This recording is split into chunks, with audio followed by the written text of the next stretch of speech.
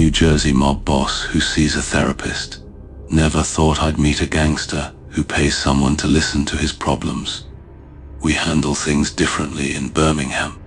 A bottle of whiskey and a loaded gun solve most troubles. How's the therapy working out?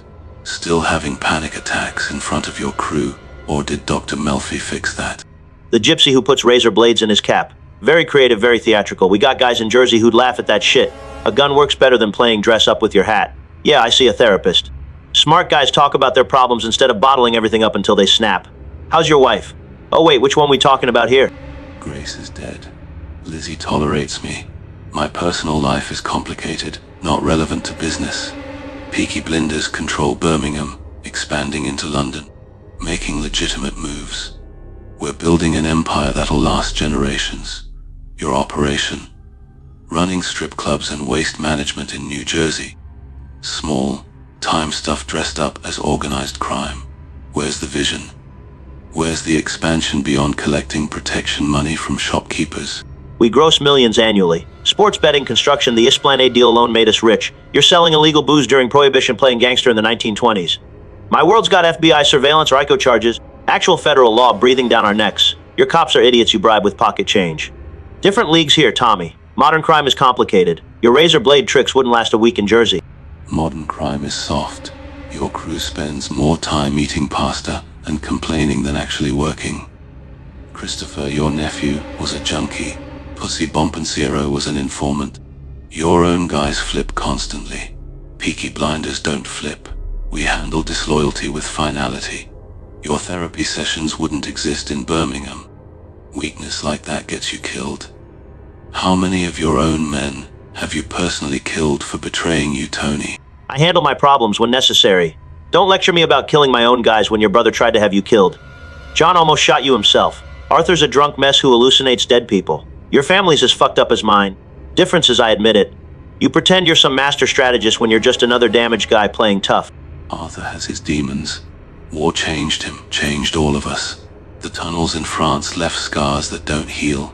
But he's loyal, he's family, he fights beside me. Your crew, they mock you behind your back. Paulie complains constantly. Silvio barely respects you. Everyone knows your mother tried sabotaging your life.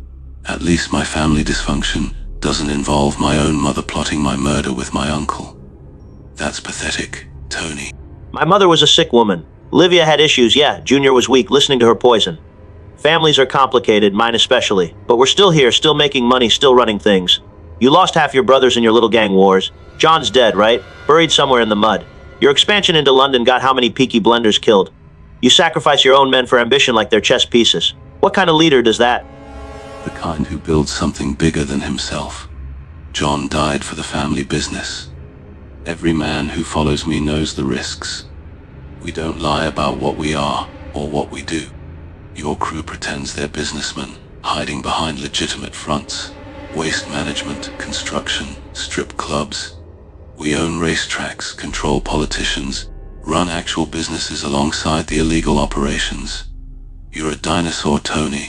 We got our fingers in everything worth touching.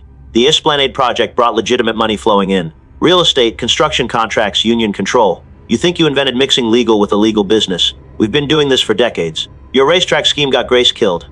Your political connections got you arrested multiple times. Michael Corleone did your whole routine better in the 40s. You're copying smarter gangsters, calling it innovation. Michael Corleone destroyed his family chasing legitimacy.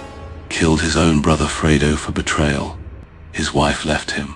His children hated him. Died alone in Sicily. Broken and isolated. That's your role model. I'm building something my children will inherit. Something clean eventually. Charlie will run legitimate businesses without the violence. Your kids. Meadows in denial about what you do. AJ's a mess who tried killing himself.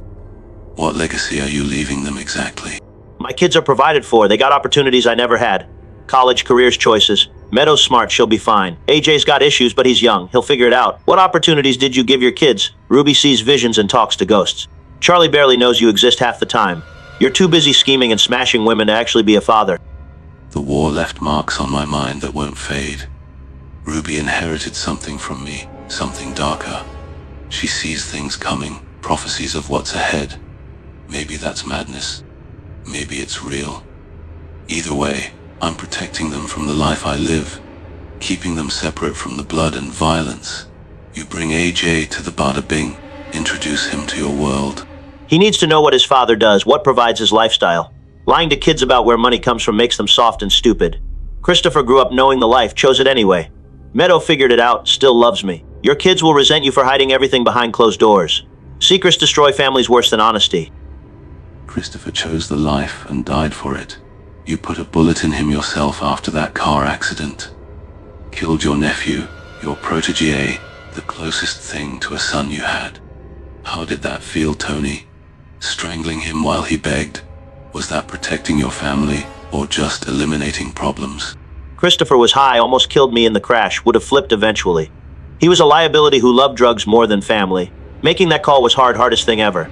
But it was necessary. You make hard calls too, don't act superior. You had Alfie Solomon shot your own ally. Turns out he survived, but you tried killing him. Business over friendship, right? Alfie betrayed me multiple times. Sold me out to Sabini, to the Italians, to anyone paying enough. Shooting him was mercy considering his treachery. He understood, even requested it himself. Cancer was eating him anyway.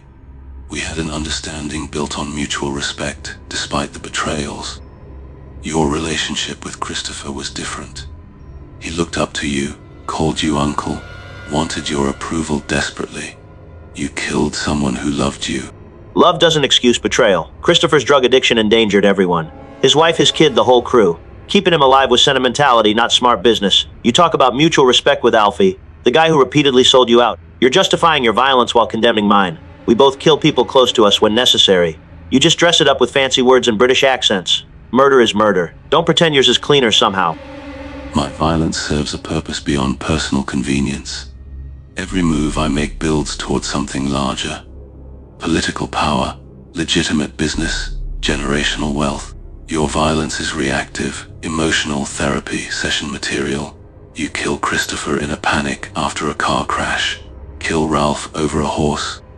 Beat up your friends over minor disrespect. You're controlled by anger you can't manage. I'm controlled by ambition. Your empire dies with you. My crew survives, leadership changes, families continue. Carmela will be taking care of kids protected by the organization. You've made yourself so essential that everything collapses without you. That's not empire building, that's ego. You can't let go, can't trust anyone else. Control freak disguised as visionary. Control isn't weakness when the alternative is chaos. I've seen what happens when weak leaders take over. The Italians fell apart after internal fighting. The Jews scattered after Solomon's retirement. Strong leadership maintains order. You're right though. Finding a proper successor is complicated. Maybe Charlie. Maybe someone unexpected. Haven't decided yet. What about you? Who takes over the Daimeo family when you're gone? Paulie's too old. Silvio's too cautious. Christopher's dead. Your succession plan is what exactly? You're always planning 10 moves ahead, missing what's happening right in front of you. Grace died while you were scheming. Campbell, the inspector you hated, he's gone. Hughes, the priest, gone. Everyone who threatens you dies, but somehow you're still miserable. When does winning actually feel like winning for you, Tommy?